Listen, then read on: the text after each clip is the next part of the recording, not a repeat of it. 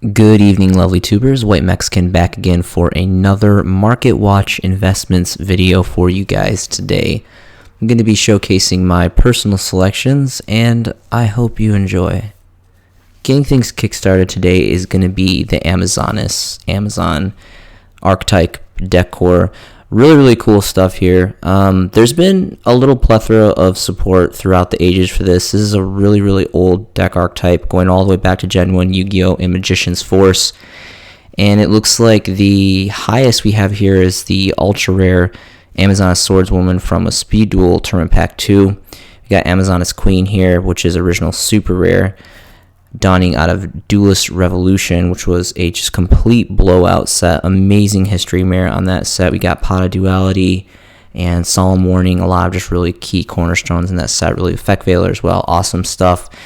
Of course, we have the OG original print here of Amazoness Swordswoman from Magician's Force again, which I believe first editions are probably going for a pretty fat price point. You know, the Tournament Pack Supers for the Speed Duels, it's, Tournament Pack, obviously, and the original, Speed Duels are new, but it's pretty up there because the availability is not really readily available. But this being just ancient, again, Magician Force being one of the very first core booster sets in the entire TCG, has a lot of a great history behind it, and just it's an ancient card. We can see here our first edition lightly played starts for a market price about 30 bones here on TCGP. Pretty much 3 stacks here for 30 bones each for the first edition lightly playeds, and for a near mint it goes all the way up to about 35 bones. Pretty much 35 bones for the first edition near mint. So again, just an ultra rare, but this set just being again a really big, high sought after collector set, and again just Gen 1 Yu-Gi-Oh! Really great stuff. Really awesome artwork on this, and again, not a big fan of ultra rares, but OG original first 13 core sets, first editions exclusively, Duelist Saga, Shonen Jump promos, and Dual Terminal are pretty great. Those are kind of the acceptable ultra rarities that I won't really bag too hard on. But this is a really cool, kind of obscure deck. I really feel like a lot of people didn't really much pay attention to give love, throughout the legendary duelists, a couple of reprints here and there. There was small supports, and it's a relative. You can see like the highest card, obviously is like 30 something bones for the Tournament Pack Super, and then pretty much after that, Queen was, I think it was around 8-7 or so. So it's not an expensive deck whatsoever. I think this is pretty good. The Feel Magic card, Amazoness Village, is pretty cool, and there's some pretty cool trickery stuff that you can do with some of the newer monsters. I think the OG Tiger. Yes, this is it right here. The Amazoness Tiger looks really cool. This looks like a badass version of like Shere Khan from the Jungle Book. That's what it reminds me of. It's a pretty cool artwork. I like that a lot. But I don't know. It's kind of like a badass girl-centric decor, and it kind of reminds me of Harpies, kind of. Obviously Harpies has a lot more support. Harpies actually had like a main anime character, Gen 1 anime character, My Valentine, and but the Amazoness is still, I don't really know. I can't, kind of stumbling on my words here, because there's something about this. I feel like if this gets some good support, and it sporadically gets support every now and so, but I don't know. I like the name. The artworks are pretty cool for the most part. The only thing that's unfortunate about this deck archetype is there's just really nothing that's super high rarity. The highest rarity, again, would be the super rare Swordswoman, and then, of course, you have this Retro Pack Secret Rare, which is not even really available on the market for Chainmaster. So some pretty cool stuff, just food for thought. This is, every once in a while I like to showcase a deck core, and Amazoness was the selection of choice for today's video. Sniffus, however you pronounce this card name, is a solo print secret rare out of the Shining Darkness. This was a really cool set. This kind of reminds me, this time frame of set kind of reminds me of Phantom Darkness. I don't really know why, but I always kind of correlate Phantom Darkness with Shining Darkness. And there's just some pretty blowout cards in this set. Really awesome old school set. The artwork is just completely blowout. I love the artwork is really cool. It's this kind of just like, odd cartoony artwork. And the sheer fact, again, that is high rarity secret rare, and it is still to the day a solo print. There's not been a reproduction of this card coming out of Shining Darkness, a very old set. And it's got a dual effect, 2 different effects here. And of course, it's a level 1 Beast Earth tuner, 100. So it fits the bill. It's just the biggest thing is the solo print thing, and that is a secret rare. And overall, the best part is this is incredibly affordable. Again, you always want to go first editions, and a lightly played first edition here is roughly around 2 bones when you factor in shipping. This one's roughly around 3 when you factor in shipping from Yada's Crypt, the infamous bird. And then it trickles up to about 3-ish, 4 after that. But there's only 3 pages available, and not really fat stacks. They're all one of. So for all those reasons I mentioned above, for 2, 3 bones, 4 bones at most. I know I have several copies of this first edition, and it's just, I'm holding this because, it's just one of those trickery plant cards that's really old school that you just never really know if it'll either just bleed into the collector's market or maybe be meta. I mean, you never know. The meta is forever evolving and changing. Next is going to be Deep Sea Diva. So this kind of reminds me of Tour Guide a whole lot. Pretty much the same thing, except this is obviously synchro-eccentric, whereas Tour Guide is more for XYZ summoning. And, Tour Guide's a level 3. This is a level 2. But the artwork is really cool. What I thought was really interesting is the OG high rarity, where I got, Raging Battle as a rare was the original print, and then it got Turbo Pack Booster 4 Super, which is like holding, pretty ungodly price point, seeing how there is an OTS 13, very, very new, super rare reprint, which literally looks almost the same. I've never owned the Turbo Pack Super, but with OTS 3 dawning and literally mirroring the rarity here, and it's literally like not even 2 bones. Who is paying $30 to $70 for the Turbo Pack Booster 4 Supers when you can literally spend 2 bones and get a super rare from OTS Pack, which is still, an OTS official pack, and over time, several years, it's going to be hard to get. I mean, not right now, obviously, because it's just dropped, but that's just crazy.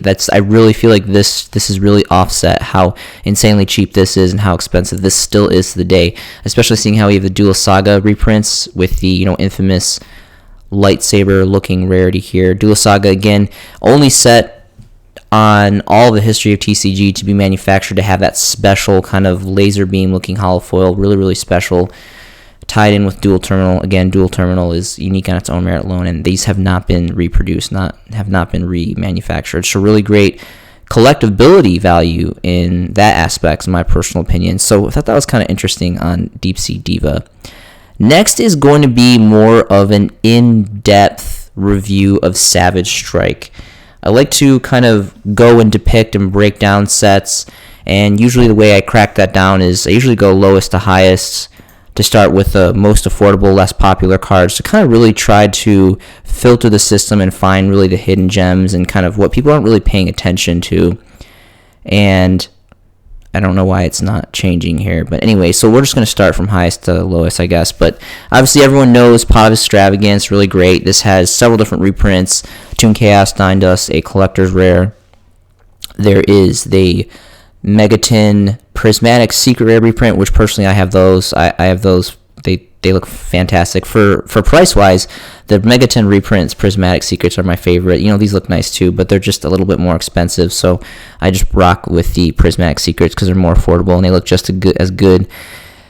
Fantastical Dragon Phantasme. So this is at an interesting price point. There is a couple different reprints. I think there's Super and Ultra. They both look disgusting, honestly.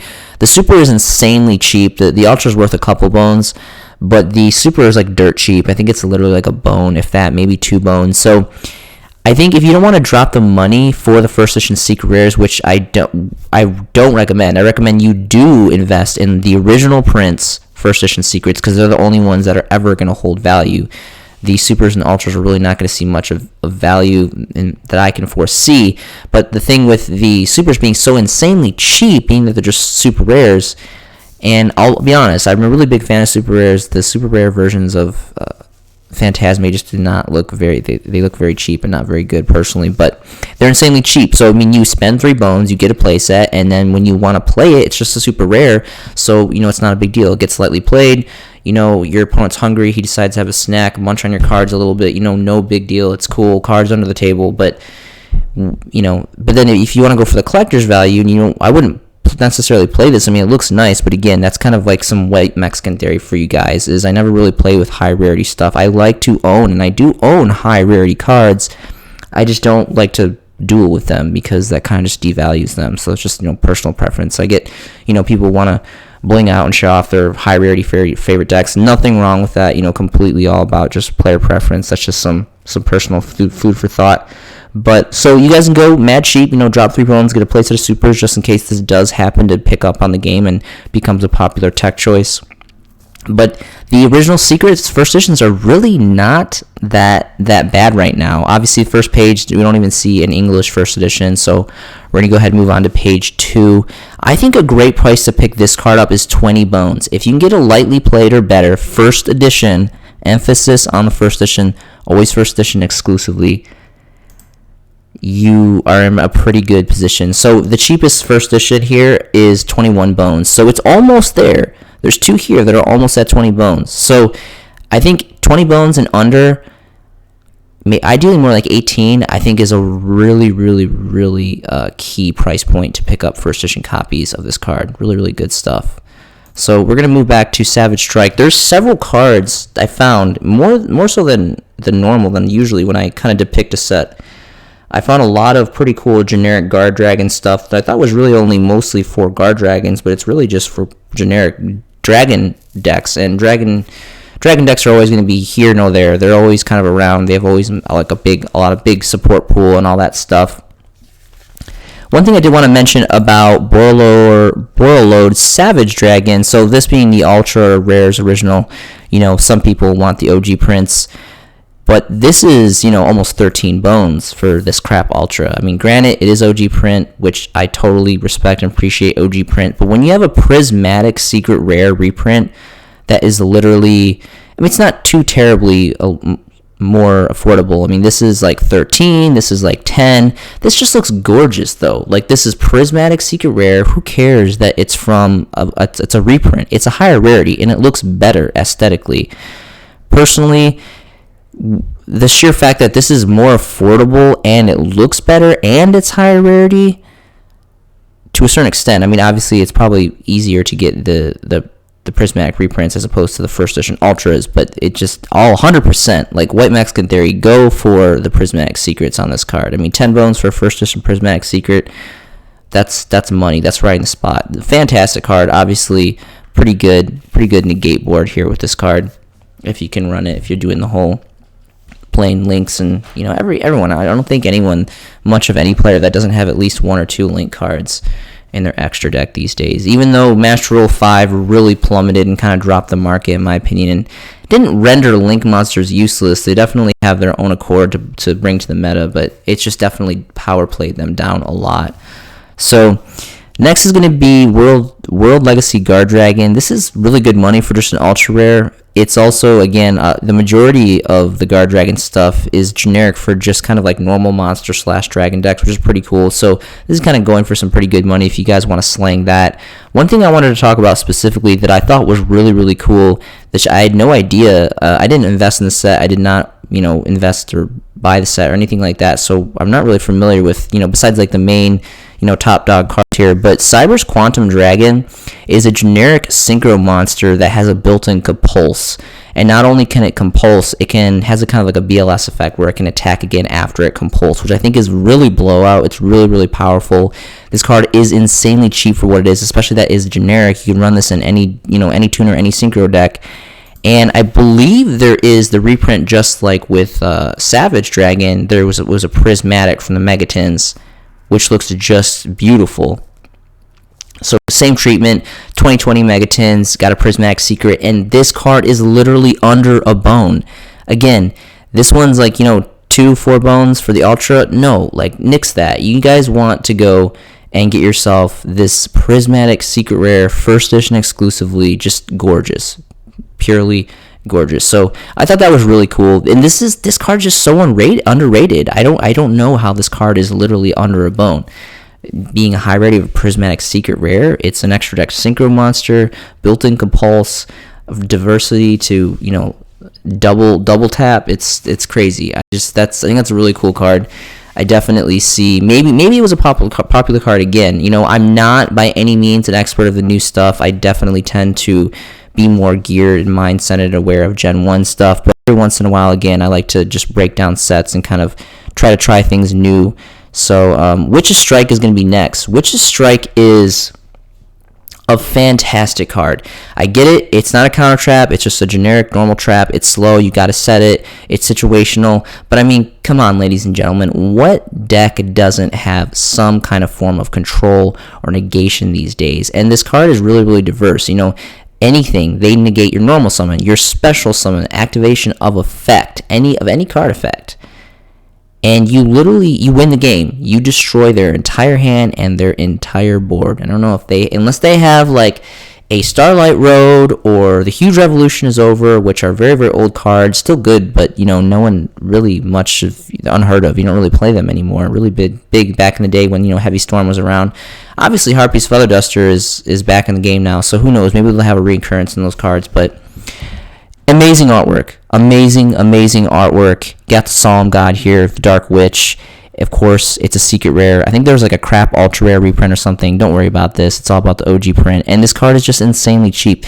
And it fluctuated for a while. I remember I was in Japan when Savage Strike dropped, and this card, I think, started out like around 10, 13, 15 bones, and then it just plummeted all the way to like 2 or 3. I think around 3 bones was where I was getting my near mint first editions, and I have several copies of these just because I love this card.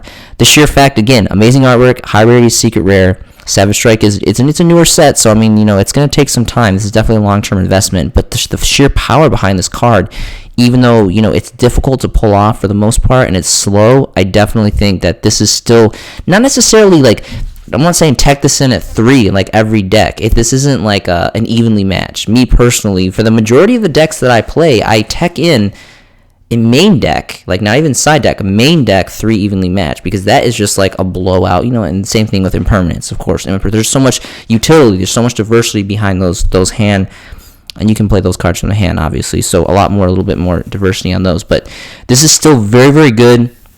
The first edition here is roughly around 5 bones after you factor in shipping for a lightly played. Same with this one.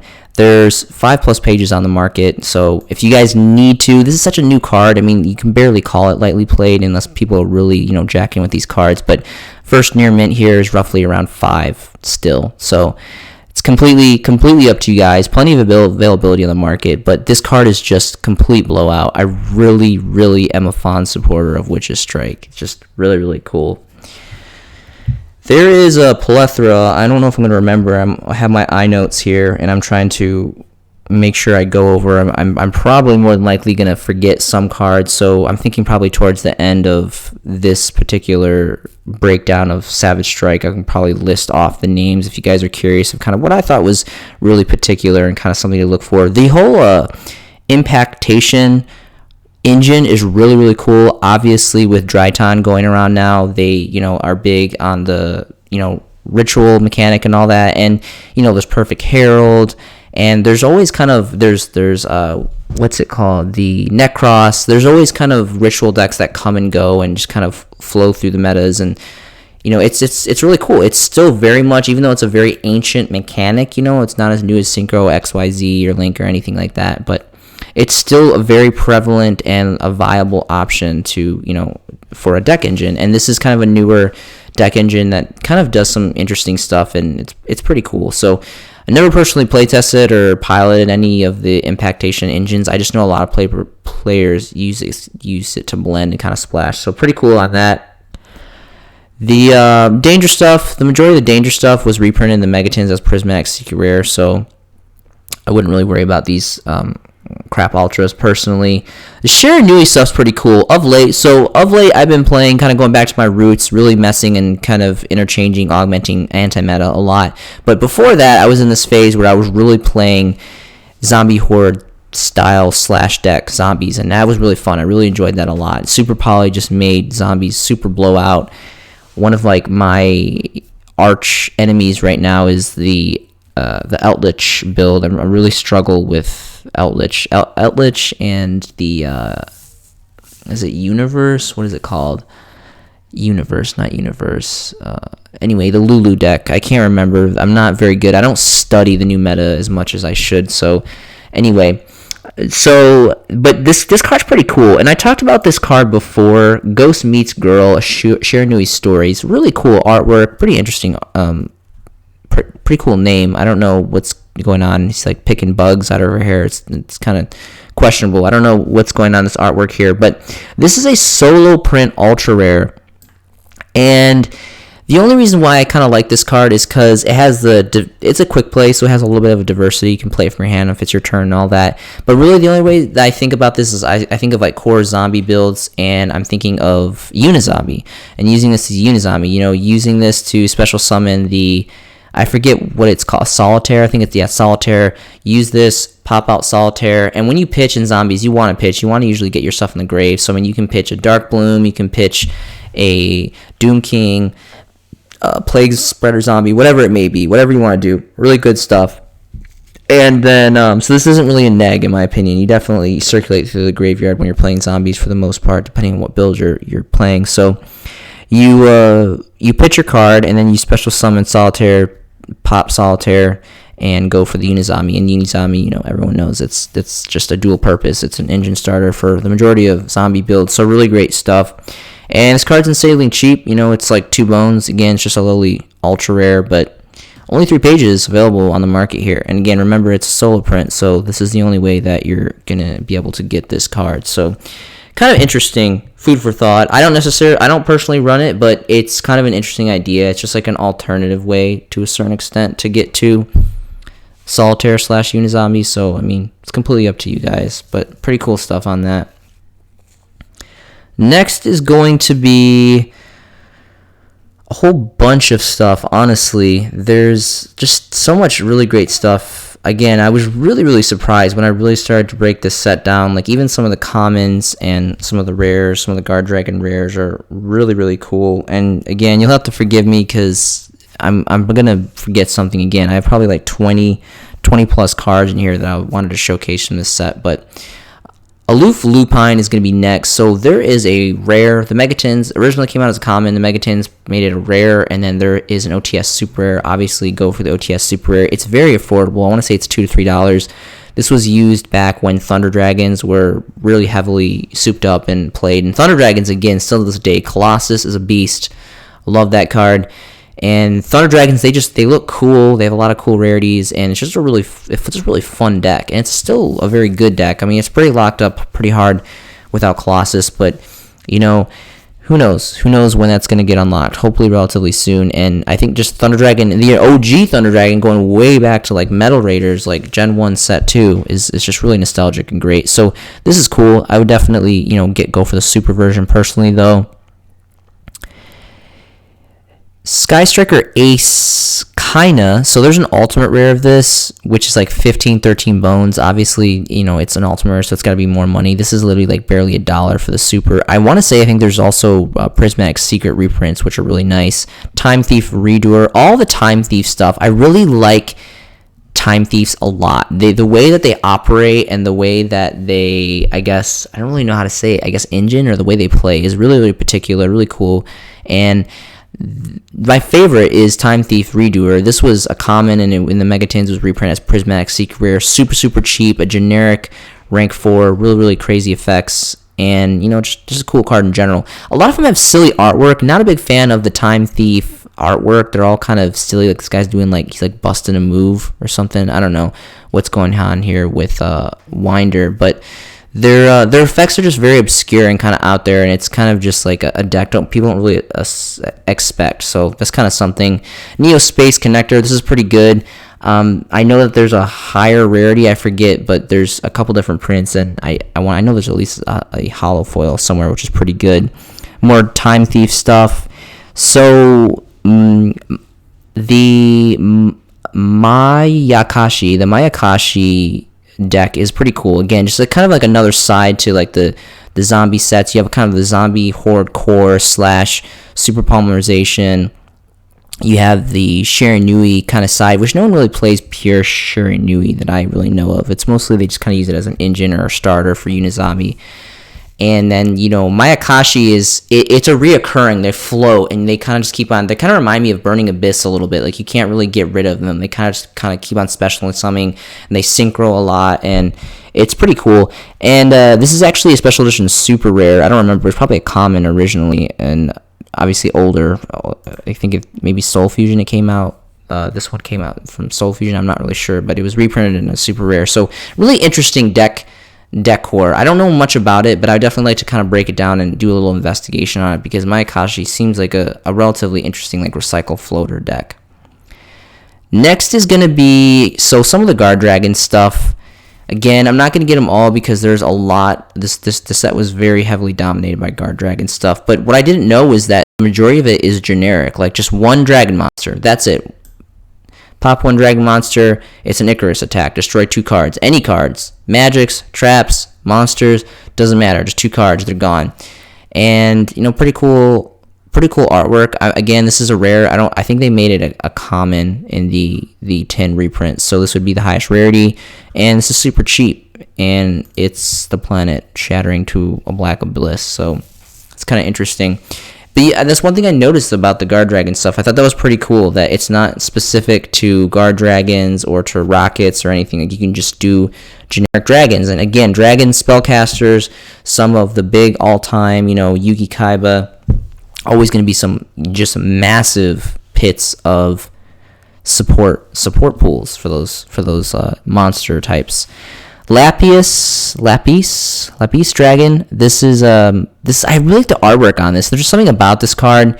It's a tuner, and there's a condition to special summon, I forget, and it's a water sea serpent. So I don't know, I'm just really into water sea serpent stuff. I got a thing for sea monsters. I'm like borderline obsessed with sea monsters. So I think it's kind of cool. Orcust is another kind of powerhouse deck that got watered down with the ban list, and the artwork is really cool. And it's just another just dark eccentric deck that's really cool, really combo based, and pretty sure it's pretty graveyard orientated as well. There is a super rare version of this, or an OTS super rare, which is insanely cheap. The majority of the monsters actually come super rare in the OTS throughout the plethora of the OTS stuff. So really cool deck. I definitely want to kind of take some time to showcase Orcust eventually. It was a really popular deck for quite a while, not that too long ago. So I kind of try to recycle out and kind of get back when things aren't really talked about too much. Subterra Guru. There was a rare. I think they made it a rare in the Megatins, and then there's also a Battles of Legends ultra rare, which is really sad. This card should have totally been a secret rare. Subterra Guru Control, just Subterras, I don't really know much about it. It's cool. I know that the majority of them are flip effects, or if not all of them, and Hidden City, I believe, is the field magic card. And anyway, this card's super, super good. I love this card, like Guru, and what's the other chick one? Not the Archer one. There's I can't remember, but there's really cool artwork, and it's a relatively, it's a good control deck. It comes and goes. So anyway, this should totally be a secret rare. I think it's disgusting that they made it an ultra rare, and just sad that they made it a common originally. So personally, I would much rather go for the rares even over the ultra rares, but that's just player preference. I'm not a fan of ultras. Next is going to be Dark Factory of More Production. This is pretty much a generic pitch card. If you're playing anything, the thing I think about when I think about this card being good is teching in 1 for Shaddolls. I love Shaddolls. Shaddolls really splashable, really diverse. You can mix the engine and do a lot of crazy stuff. Winda and Construct are just complete blowout fusions, and this is just a really cool card. It's just pitch 1, draw 1, pop effect off in the grave. So pretty cool. I mean, I like it personally. And I think pretty sure this is the highest rarity is a rare. I think the reprints were commons. So moving along here, as you can see, Savage Strike was a lot more diverse than I thought it was. Again, with this being a newer set, I don't pay much attention. I don't really invest a lot of time on the newer sets. I'm more personally geared towards the collector's market, personally myself. The next card is going to be Thunderclap Monk. So this is a super rare solo print Only print coming as a super rare from Savage Strike. Pretty cool artwork. And kind of reminds me of like a Doom Caliber Knight almost. It has to be special summon for you able to use this quick effect to tribute and negate. And then just anytime it goes to the graveyard. Let's see here. Is it when this card is sent from the field to the graveyard, you can special summon one Thunder monster from your hand defense position. So Thunder King Ryo, again, just going back to my anti-meta roots, Thunder King Ryo is really like the only like predominant Thunder monster besides like the whole Thunder Dragon core and all that. But outside of the Thunder Dragon deck, Thunder King Ryo is really the only like diverse core kind of reoccurring Thunder monster that I really know that really just holds good value and kind of recycles back in throughout the game states. This is still a really good card though. The sheer fact that this is again a solo print, it's cool. It's super rare, you know. It's a hollow foil. I mean, it's just super rare, but I personally appreciate solo rares, and it's just insanely cheap. Plenty on the board here. 28 stack first edition light plates. I mean, a dime pretty much all across the board. Plenty of availability. So I think this is really an undervalued card for what it is. Who knows when there's going to be another big Thunder deck that busts out, or maybe even when Thunder Dragons come back, maybe they'll tech this in. I mean, who knows? I don't really know, but I think that's probably one of the more top tier super rares, personally, in my opinion, from Savage Strike. So what else do we got here? More Guard Dragon stuff. Again, I don't remember specifically which ones. Again, I'll kind of run a list of names towards the end. I think this one was pretty cool. This is a generic. You can special summon it. It's a level 4, so good for XYZ play, and it's a 2K beater.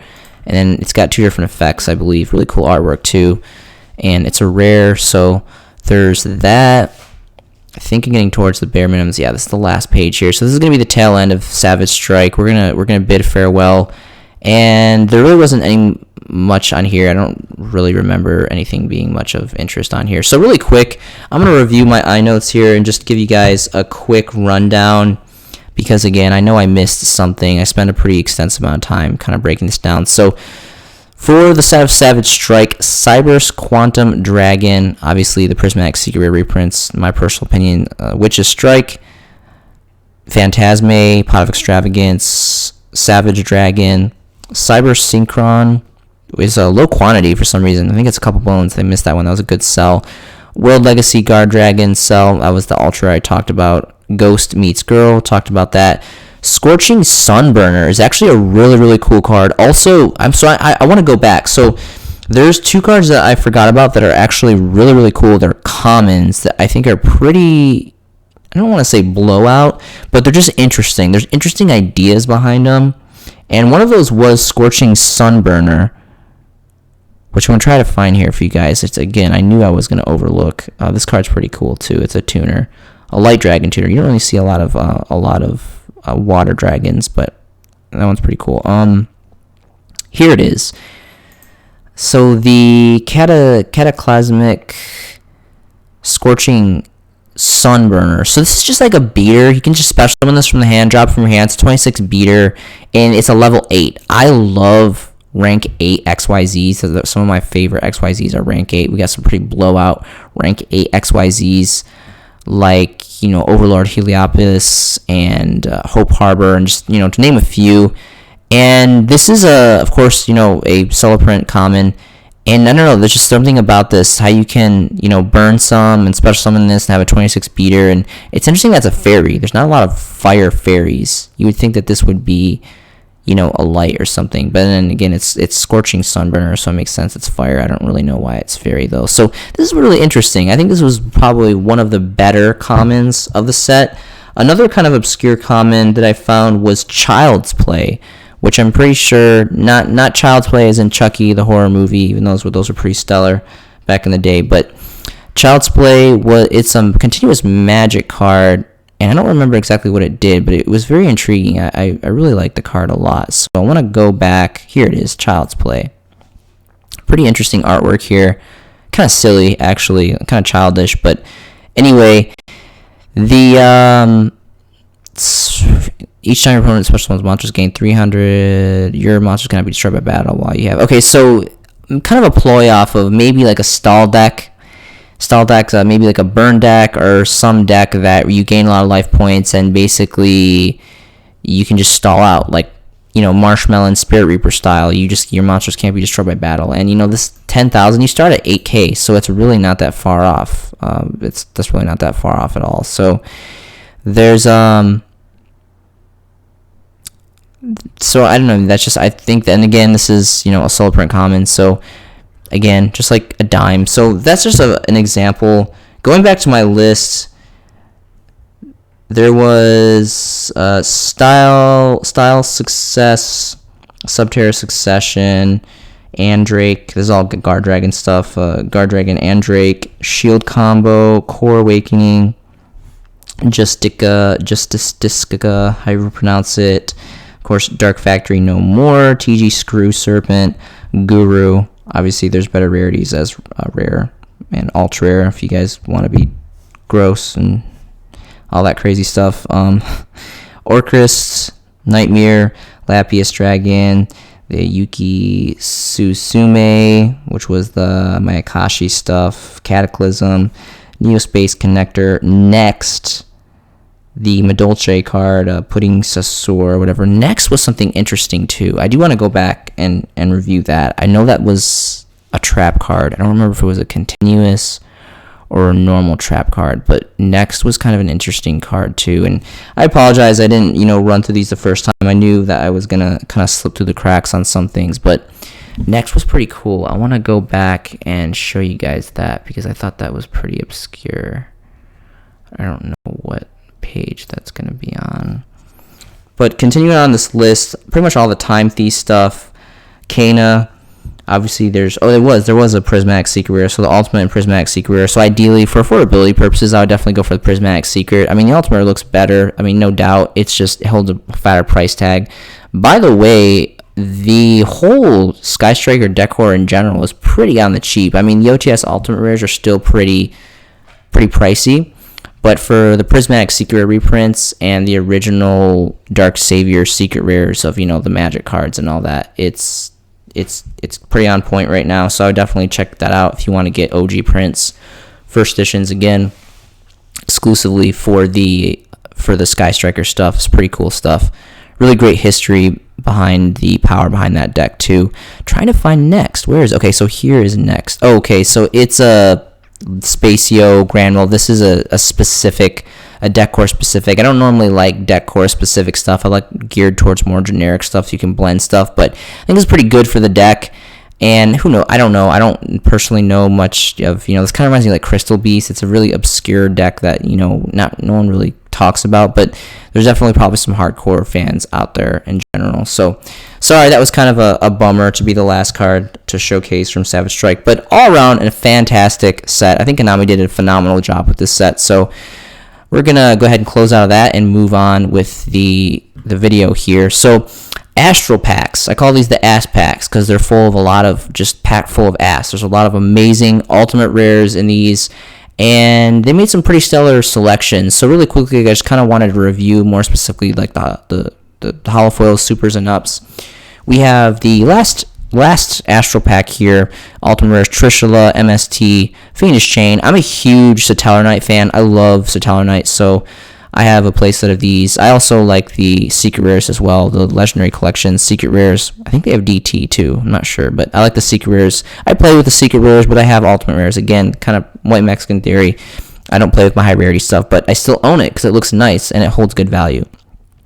MST, this is cool. I mean, we have the Ghost Golds from Haunted Mine. We have the Dual Terminals. We have the original Magic Ruler First Edition Ultra Rares. There's a lot of great prints in this. Some people find this one the best. I think this looks like garbage, personally. I love Ultimate Rares, but this card is just way too dark to be, looking good in Ultimate Rares. So, and it has a really fat price point, but it's an Ultimate Rare. So there's that. Trishula, obviously, there's if I'm not mistaken, the next structure deck is going to be Ice Barriers, and I think they made this, the next core set is going to have this, I believe, as a Starlight. Starlight, yeah. So if you guys are into that, there's going to be that. There was some super rares here, some Burning Abyss, Cyber Dragon stuff, Toon stuff. Not really a big deal. This is a really cool card. The original dawned out of Cross Souls, which is a really interesting transition set. If you guys remember, Cross Souls was the last set where the ratios got changed up. The Cross Souls was the last booster core set before they started putting super rares in every booster pack, and they just completely changed the ratios and took out ultimate rares. This was, the last core set that we had that the Konami decided to give us ghosts and ultimate rares, and it was pretty cool. So good history merit behind Cross Souls, but this is the super rare reprint. I tried teching this into my anti-meta build for a little bit. It kind of worked, kind of didn't. I ended up nixing it out, but it was cool while it lasted. And that's going to be pretty much it for Astral Pack 8. We're going to go ahead and move on to 7 here. We got Gaia Dragon, pretty cool, generic double stacker, XYZ. We have Castel, obviously highest rarity Castel. This, for the longest time, this was like a generic extra deck staple. It's very, very rare that I much of see anyone run this anymore. But really big history. It's had a pretty dominant streak of meta play. You have Spell Shattering Arrow here, which is around 12-15. Castel, like around 27-37 for Gaia. We have the super rare version of Skarm, which there's apparently 65 listings. This just was this one? I don't know if Skarm was the one. I think it was the other ones that got lifted off the last list. But this is anywhere between 2 to 6 bones.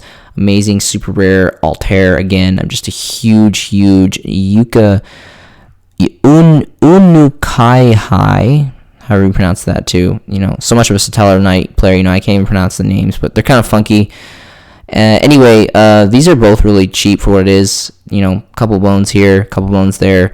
Highest rarities that we have, and again, they're OTS pack, Astral packs. So really cool, really fun deck. So cool stuff. The DT versions of Shadow and Lightning, I go in and out reviewing them. I think they're definitely the best rarities, personally, in my opinion. Tour Guide is gonna be next. So I love Tour Guide. If you guys don't know, fun fact of the day: White Mexican has a Tour Guide tattoo on my left arm. I have an augmented version. Mine's different. I gave her green eyes and black hair instead of, I guess, the reddish brown hair, and I think she has brown eyes in the original artwork. Anyway, but I love Tour Guide. Tour Guide is like my Injection Fairy Lily. Tour Guide and Injection Fairy Lily are like my Dark Magician Girl. They're like the top tier waifu girly girls anime cards of all time for me. So pretty cool stuff. Plus, people kind of tend to relate this card more to like a Burning Abyss card. I tend to kind of more relate it to our Dark World card because I love Dark World. Burning Abyss is cool. I like Burning Abyss. I never personally built or piloted Burning Abyss, but I know there's a big player base behind Burning Abyss. During that era, I was more of a Stellar Knight player, but there's that. This is going. This card looks. It's too dark personally. The ultimate rare, it's lifted to 3. It's 145 to 213. It's got a fat price point. It's old, but I would much rather have, and I do. I have several copies of the original. I believe it's Extreme Victory First Edition Secrets, and those are personally, I think they're just a lot more aesthetically pleasing. I love Ultimate Rare. Sometimes I tend to kind of prioritize original secrets over OTS or Astral Pack or whatever it may be. Ultimate Rares. I know that there's a lot of people that like the Ultimate Rares. I'm not saying it looks terrible. The card is it came out very, very dark. And that's the unfortunate thing about Ultimate Rares is sometimes they just make them too dark. Like this Trap Tricks card. It just, the original artwork's so vivid and bright, just like Tour Guide. And they just, I don't know, they just put a little bit, maybe too much darkness into the ink or whatever it may be. But anyway, Big Eye, really great. Again, this card, it's great, $40-$60 for the Ultimate Rare. That's awesome. I mean, there's the original First Edition Secrets, which, are holding pretty good money too. Basically a built-in snatch and steal. And this is a really cool, just generic rank 7. You can just bust out, steal your opponent's monster. It's really fun. I actually run this in my Mermail Atlantean build. So, completely up to you guys. And that's pretty much going to be, we got Super Rare Beasts. That's pretty cool. I know there's Ultra Rare Beasts. Now, looking back, I wish I would have kind of reconsidered getting the Astral Pack Supers, because again, I would much prefer a Super over an Ultra, especially coming out of these, local tournament pack, Astral Pack, OTS based stuff. We have White Dragon Wyvern Burster and the Black Dragon Collapse Serpent. These are my personal favorite copies of this. Again, just like Beast and the majority of the Shaddoll stuff in the Legendary Collection set, they came as ultra rare reprints, which I bought just because they were insanely cheap, and I was trying to bulk up and kind of do a play on prices. But completely up to you guys on that. Next is going to be Astral Pack 5. Of course, we got the very gorgeous Infamous. So this is kind of doesn't do justice. Again, it's kind of one of those classic instances where TCGP has a really bad picture. This card does not look this dark. I've actually seen the ultimate versions up close, and they look very, very pretty bright, really silvery, good, nice, predominant, ultimate hollow foiling, really, really great. This is going between 160, 163. Obviously, the highest rarity we have here, but was it Duelist Revolution, I believe, original first edition secrets, those are still going for a pretty heavy price point. And personally, I would still, the ultimate looks great, it's not this dark, but I still think that the original first edition secrets that's kind of more my style personally, and a lot more affordable price point too, so that's always a benefit.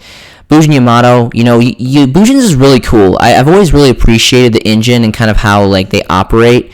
I've never been a big fan of like Beast Warrior, Beasts, like Earth decks. Really, again, I kind of tend to lean more towards dark and like light-based decks, unless I'm playing, anti-meta, which is kind of all over the place. But this is between 20 and 52, so really big fluctuation there. Gaga Cowboy, really, really old school. One of this Gen 1's XYZs here. Highest rarity here is an ultimate between 34 and 38. We have yet another super rare reprint of the Amazing Charge of the Light Brigade. I love Light Sworns. Light of Destruction, I believe, was a set that donned Light Sworns, and the engine's amazing. It's like Shaddolls. I like Light Sworns and Shaddolls. They're just so splashable. You can mix them in pretty much, I don't want to say anything, but almost, parentheses on almost anything. So really great stuff. Some more Bujin stuff. We have Abyss Spike here, awesome, super rare. Star Drawing for you Advent XYZ players, and that's gonna be pretty much it. So pretty solid set, mostly for pot. Of course, Astral Pack 4 dons the infamously amazing Maxi, the ultimate hand trap of all of Yu-Gi-Oh! This card is amazing.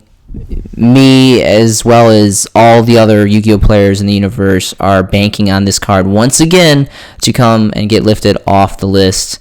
And I still believe, ladies and gentlemen, it's coming. OCG has, I think, 3 of these, if I'm not mistaken. I don't really follow the list and the OCG formatting too closely, but from what I'm told, I know it's at least unlocked on their list. So I think it's a matter of time before we get it. I really don't see Konami errating this. They didn't errat it in Japan, so I know that they errated Firewall Dragon, so people have been copying up Firewall Dragon. I've been talking about Code of the Duelist Firewall Dragon for quite a bit, because that, is before the whole errata and all that, and coming off the list in the OCG, just because I think it's a really badass looking card, and it's just going to be screaming to bleed over into the collector's market sooner than later. So this is the highest rarity. This is insane. 400 to 440. This is just, a huge heavy price tag. Personally, again, Storm of Ragnarok, original first edition secrets, those are still expensive as well, even for the unlimiteds, but they just look better to me.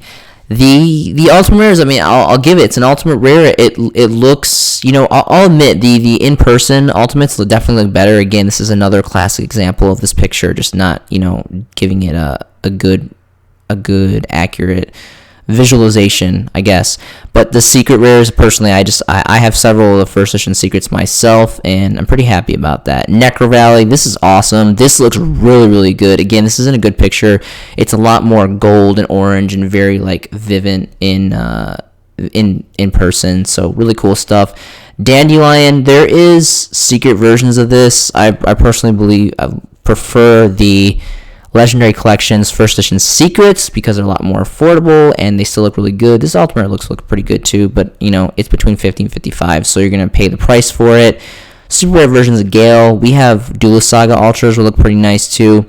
This is actually going for good money. Looks like there's only 3 listings of this. I just noticed that. So there's been dwindling market here on this version. There's tons of different versions. I want to say the originals, I believe, are rare, from Raging Battle, maybe. Really old set. And yeah, there's a fat stack of 9 here. Unfortunately, well, It's Astral Pack, so there is no first edition. This is 6 bones now. I have a couple of these. I need to pop these off because this is this is very strange. I mean, this is a good card. This is a cornerstone Black Wings. Don't get me wrong. There's a huge player base of Black Wings out there, hardcore player base of Black Wing fans. But yeah, 6 bones, and then it goes to 10 bones. So interesting. There's only 3 listings of this version, which is it's up to you. I think there's a dual terminal. If I'm not mistaken, I believe there's a dual terminal version of Gale, and there's also the very exclusive Duelist Saga Ultra Rares, which are nice, on their own merit alone. So it's up to you guys on that. There's infamous Fossil Dyna, amazing. We have the Secret Rares Downing Out of Light of Destruction, which are pretty cool. And Consecrated Light, this is pretty cool. This has always been an insane card. I think this is a pretty cool, for what it is, Shiny Pearl. And that's going to be pretty much it. Soul Drain, Super Rare. I believe this is, I don't think we have an Ultra. I think this is the highest rarity, just a kind of alternative Floodgate that's kind of here nor there. Alright, so moving on to Astral Pack 3, we have Tanky. So I'm not sure what spiked this up. It's kind of dwindling back down, but for the longest time, it shot pretty. Its price fluctuation was pretty high. I think it was because like Tri Brigade or Zoo, or I can't remember exactly what the meta break was that really kind of pulled this back into the collectors or to the players' eyes. But so anyway, that's between 100 and 130. So still holding apparently pretty good fat price points. Next is going to be Marksman here. For all you fellow amazing Atlantean Mermail players, this is going between 45 and 55. We have Maystroke here, which is really, again, Gen 1 XYZ here, between 12 and 15. We have super rare versions of Abyss Gund,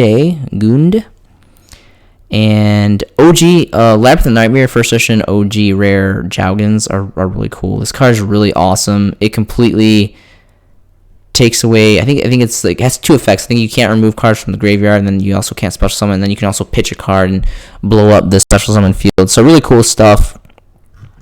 Anyway, moving on here, Astral Pack 2, of course, we have the infamous blowouts, Dragoons and Spellbook of Power.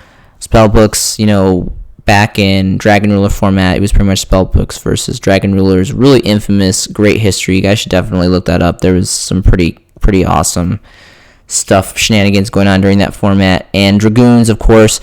There is a super rare version of this, which would be my ideal choice. I want to say there's 2 common prints and a super rare.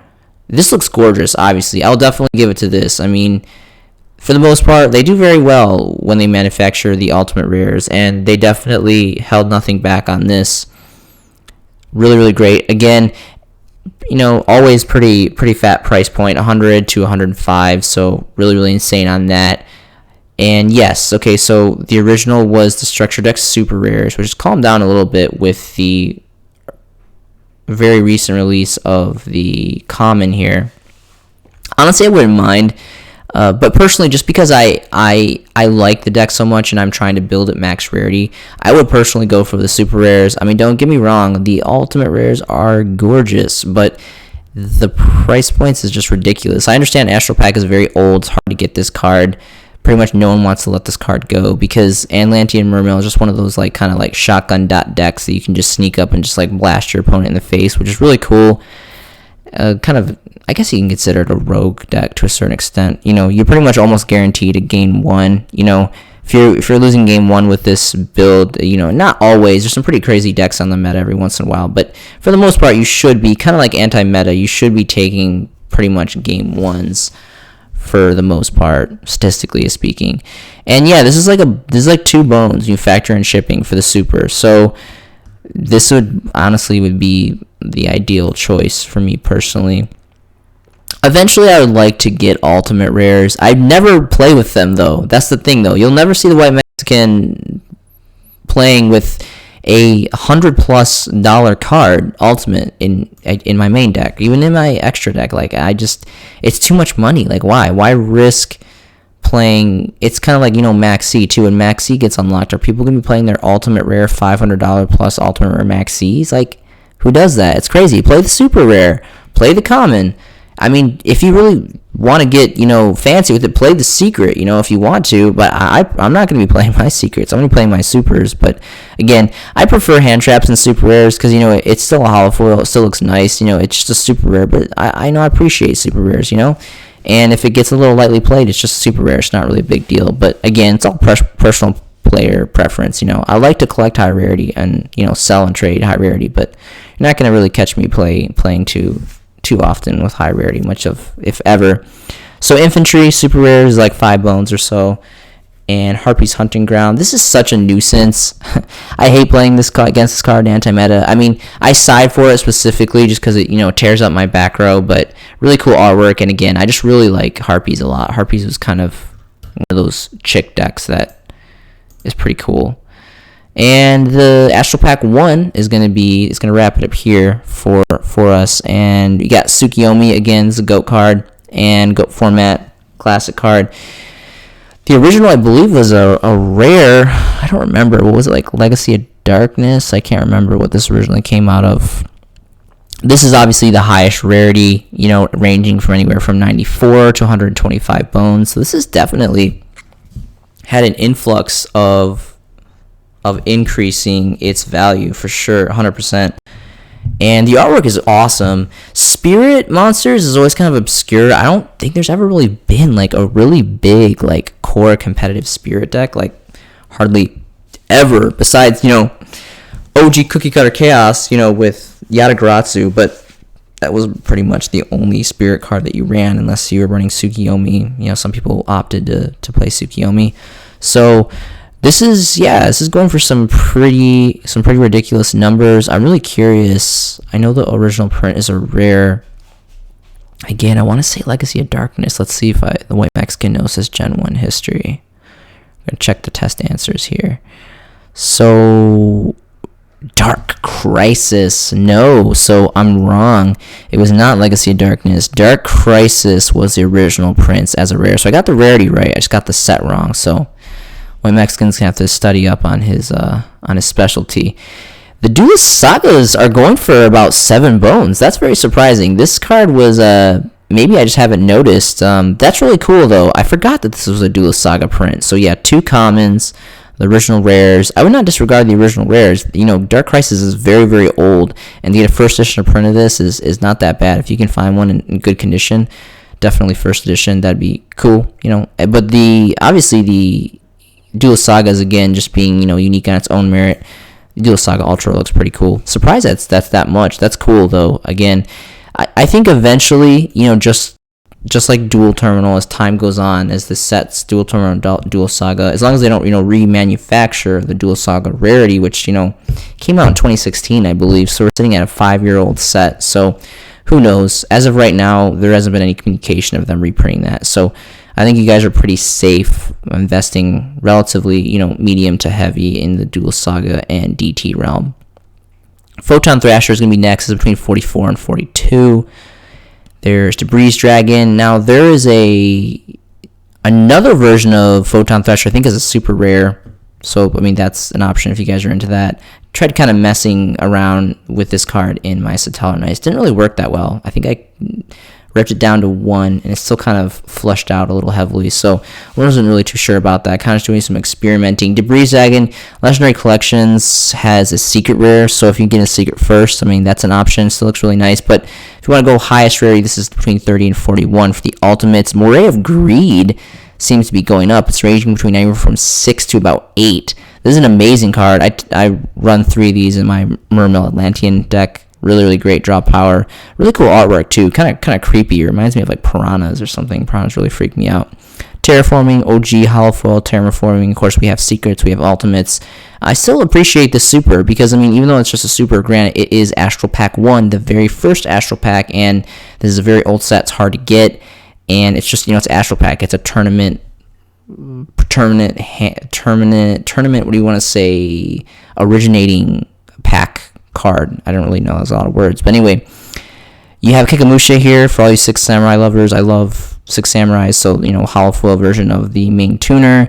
You have Centipede. This card is insanely cheap. I went hard when I invested in Zectors. I have like probably like 100, maybe 80, 75 first edition original. Well, still to this day, Hornet is still a solo print from way back in Order of Chaos.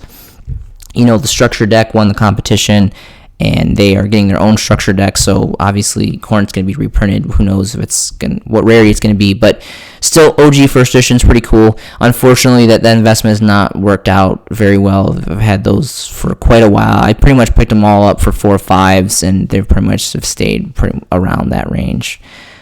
Just a little bit more, but anyway, this is still very, very cheap. I also picked up a lot of these just because it's, you know, the only hollow foil that we have, Centipede, which is another core thing.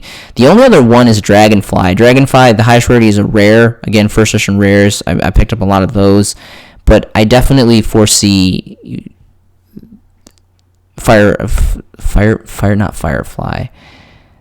What did I just say? Anyway, the rare one. Dragonfly, at least getting a super rare print or something. Like, it's crazy that card, you know, it's a main part of the combo pieces, and it's just a rare, which is, you know, fine, but I mean, it's not really fine. It's a good card. It should definitely be like a secret or at least a super.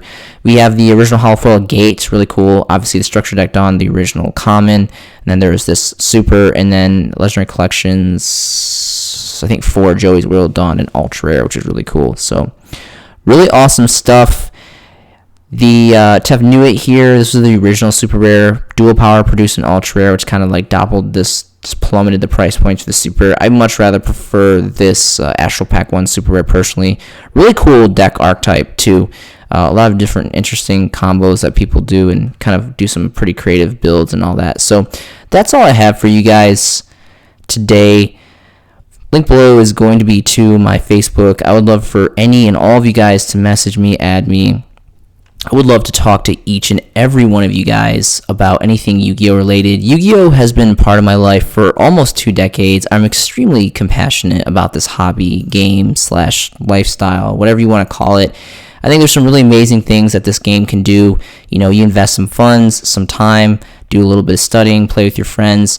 I love the trading, the brotherhood, the friendship, the investing, the dueling. There's just so many amazing things that revolve around this hobby, and it's going to give back. I definitely believe that it's healthy to have things that you care about, and you know, it's going to give back what you put in. So really great stuff on that. I hope you guys are making some fantastic Yu-Gi-Oh investments yourself. This has been a showcasing by The White Mexican, and I will see you in the next video.